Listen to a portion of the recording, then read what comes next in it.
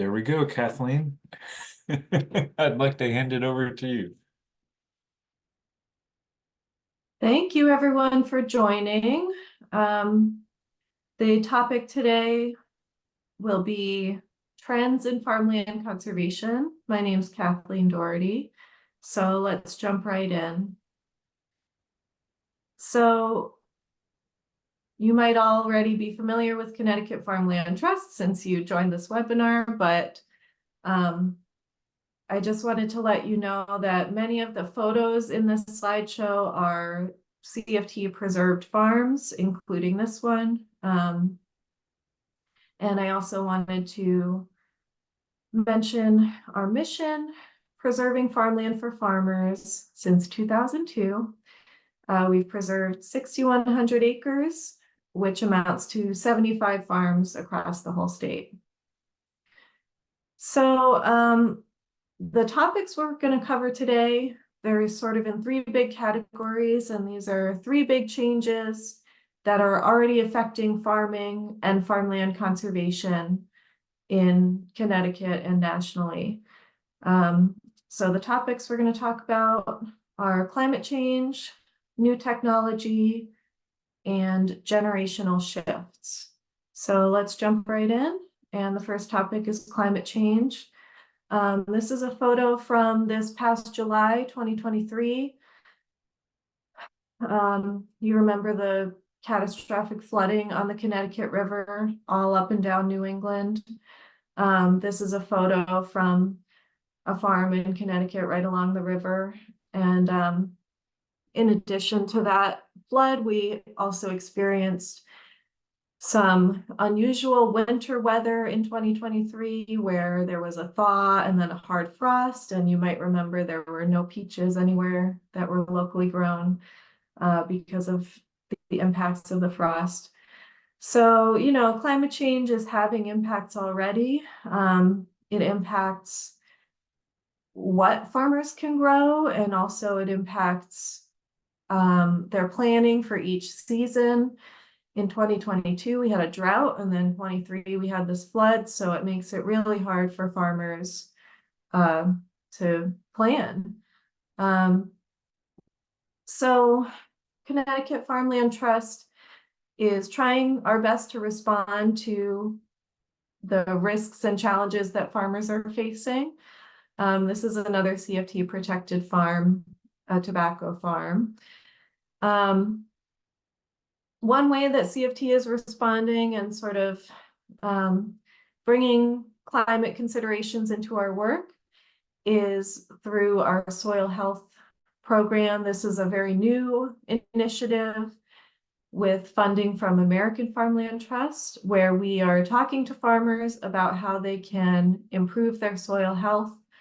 And soil health is sort of a term that falls under the broader umbrella of climate smart agriculture. So farmers that adopt certain soil health practices are going to make their farms more resilient to climate change. So sort of the four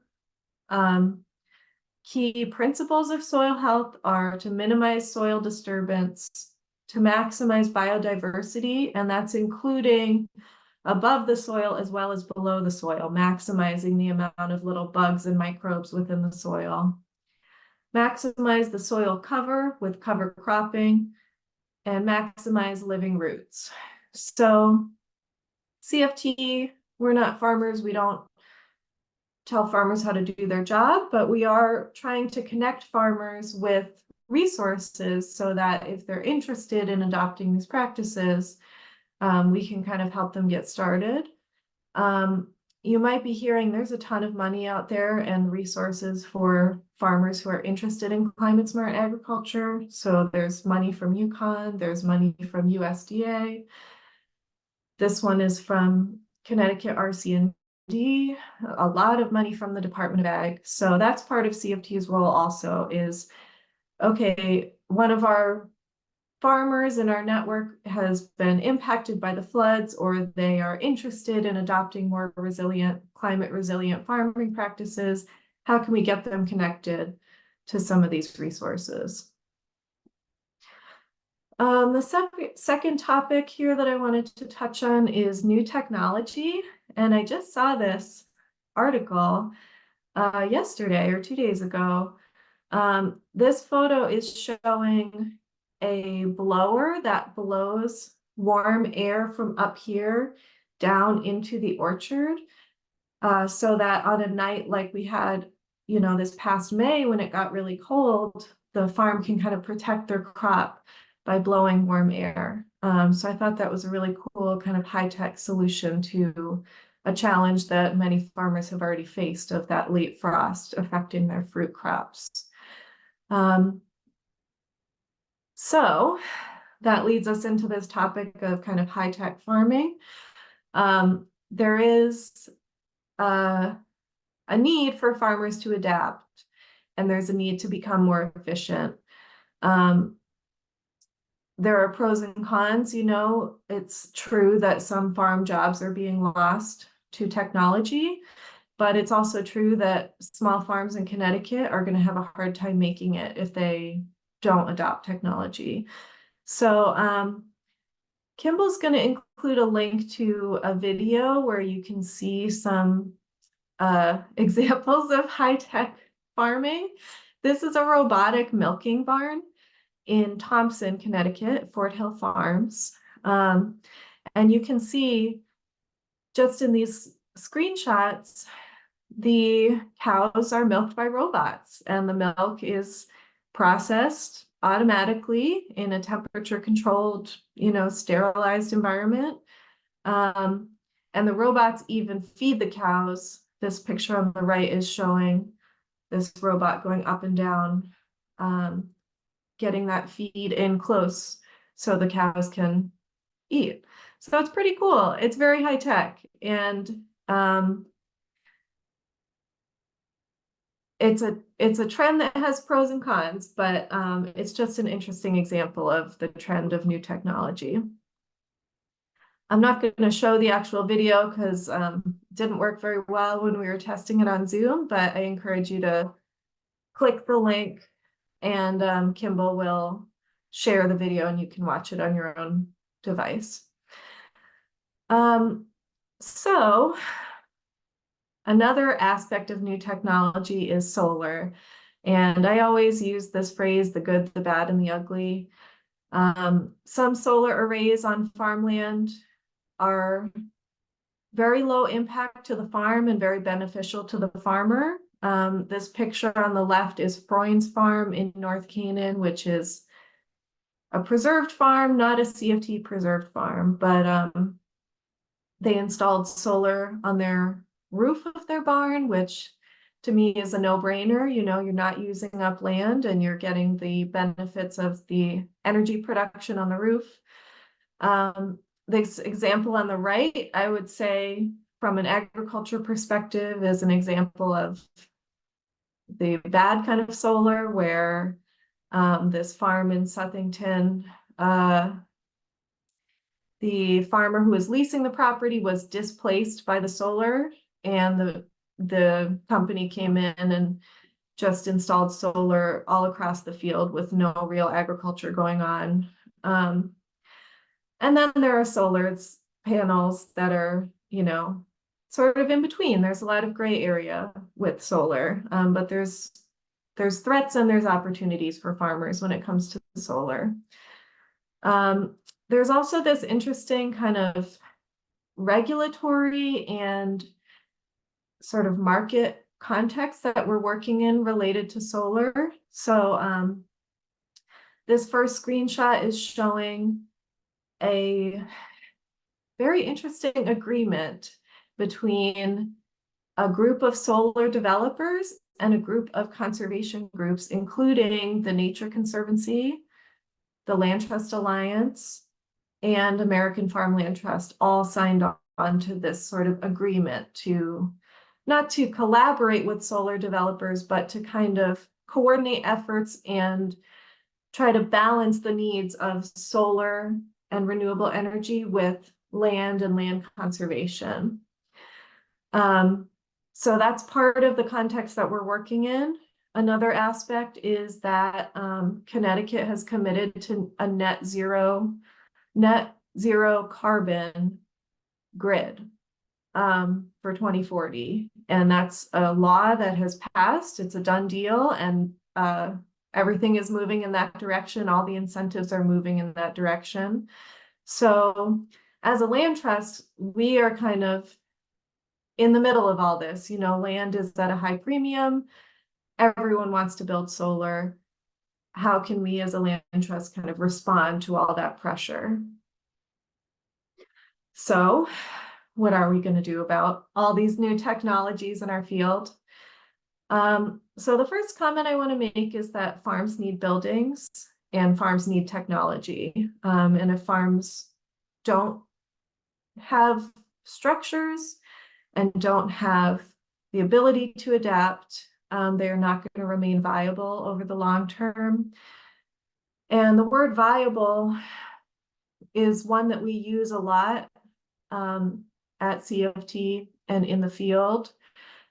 And actually, when we preserve a farm, one of the purposes of our easement, which the purpose being like the real core, the beating heart of our conservation easements, one of the purposes is farm viability. So the three purposes of any CFT easement are to protect the agricultural soils, to protect farm viability, and to protect agricultural productivity. And so you can see that soils is one piece of the puzzle, but farm viability is an equally important piece. And without buildings and new technology, farms are not going to be viable. So with that in mind, there are a lot of instances where farmers want to build something on a preserved farm, and CFT is able to approve it because it's consistent with this purpose of the easement. So this is, I don't want to get too into the weeds with our limited time, but these are some of the tools we use within our conservation easements to allow for new structures and allow for farms to kind of adapt and change over time. So in our easements now, we have a limitation on impervious surfaces, meaning rooftops, asphalt, anything that is impervious to rainwater. But the limitation changes as the farm gets bigger. So for a large dairy operation, for example, there's a lot of need for structures and heavy use areas, you know, concrete, feed bunkers and all this kind of thing. So for a larger property, we are going to allow larger structures as a general rule. Our easement also allows for limited commercial use, unlike many land trusts where commercial use is completely off the table on a protected property. Our easements obviously allow for commercial ag, but many of them also allow for other types of commercial use. So for example, some farmers run a home business in addition to what they do on the farm. And we're able to allow for that. You know, a farmer lives and works on their farm, and our easements are designed to accommodate that. And finally, anytime someone comes to us for approval, whether it's to build a ginormous robotic milking barn or whether they just want to build a smaller hay storage barn, our approval process has to evaluate the positive and negative effects of that building on the easement purpose. And again, the easement purpose is the soils, the viability, and the productivity of the farm. So it could be that a new building would negatively impact soils, but is it going to positively impact the viability of the farm? That's what we're looking at. To get back more specifically to solar, which is the new technology that's on everyone's mind first and foremost, this is an example of a really cool spot in Massachusetts where ag and solar are successfully coexisting. It's sometimes called dual use or agrivoltaics, meaning there's agriculture and photovoltaics in the same space, and they are both equally prioritized. If not, the agriculture is given more priority than the solar in a true agrivoltaic system. And you can kind of see they're growing vegetable crops underneath. The panels are spaced farther apart and the panels are very tall, so you can drive a tractor under there. They're also measuring what effect the shade is having on the vegetables. And that's the picture on the right with our commissioner just having a cameo in the picture, Commissioner of Ag. That picture is showing these little science research stations that are measuring humidity and soil temperature and all these metrics for the areas that are not under the panel, and then they measure the same things underneath the panels to kind of compare, okay, this is our control group with no panels. How does it compare to this group of broccoli plants over here that have shade? So nothing like this is happening in Connecticut that I'm aware of right now, but I think it's a cool potential avenue for solar. CFT this past year was awarded a grant from the Land Trust Alliance to kind of do more focused work on this question of solar on farmland. And so we're in the midst of that right now.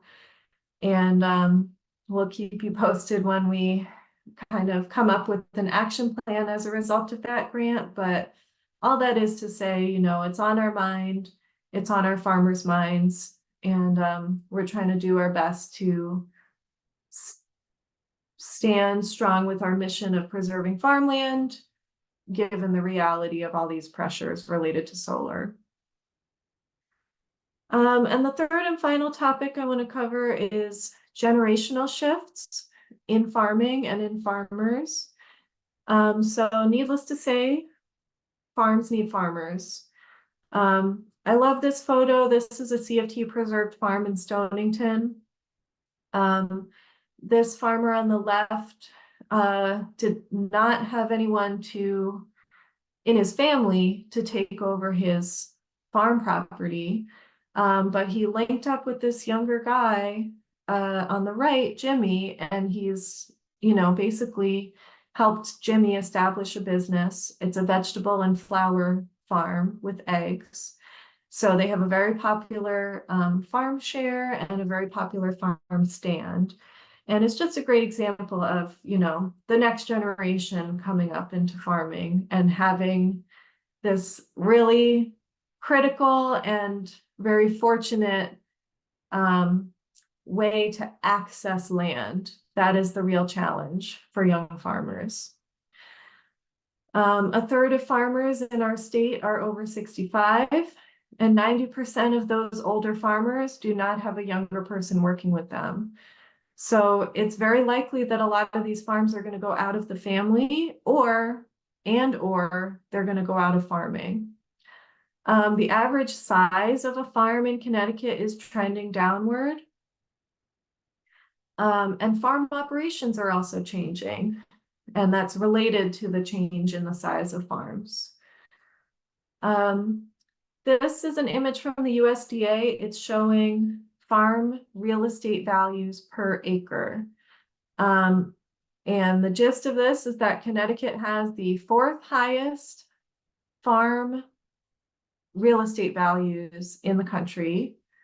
Top three are Rhode Island, New Jersey, and Massachusetts, and then Connecticut's right behind. So farmland is really unaffordable. These young farmers, if they see a farm on a market, they're going to struggle to afford to buy it. And like I said, a lot of them don't have farming in their family, so they are, you know, at the mercy of the price of land. This is a map from Farms Under Threat, which was a publication by American Farmland Trust showing where farmland is most threatened by development. And from 1992 to 2012, you can see New England in the dark red. We had a lot of loss and conversion of farmland during that time period. And all these factors come together for a beginner farmer out there looking for a property. Land access is the #1 challenge for beginner farmers. There are farmers that want to farm, they know how to farm, they have a business plan. What they need is land. And at the same time, on the other hand, there are farmers who are retiring, who don't have a young person working with them. So